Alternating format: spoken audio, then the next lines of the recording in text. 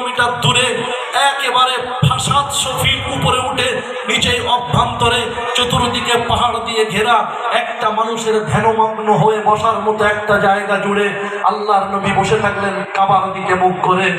চতুর্দিক থেকে ভাবতে লাগলেন, এই আকাশের স্রষ্টা, এই সমভূমি মালভূমি পার্বত্য অঞ্চলের মালিক পেকে কে? এই চন্দ্র সূর্য গ্রহ নক্ষত্রের মালিক পেকে? পৃথিবীর থেকে বড় 13 লক্ষ গুণ বড় সূর্যের মালিক কে?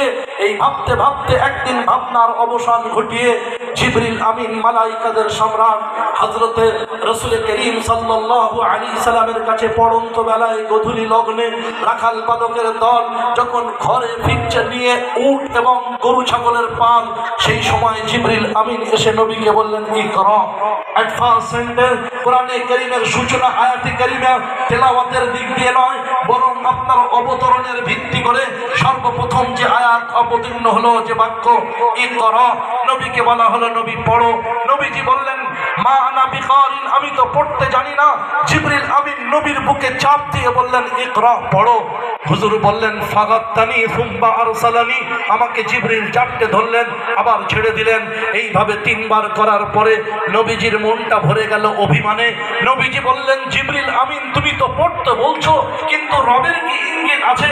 জিবরিল আমিন চতুর্থবারে বললেন, ইকরা বিসমি রাব্বিকাল্লাযী খালাক, তোমাকে যে রব বানিয়েছেন সেই রবের নাম করে তোমাকে পড়তে হবে। ওহো, আমার রব পড়তে বলেছেন। নবীজি পড়ছেন, ইকরা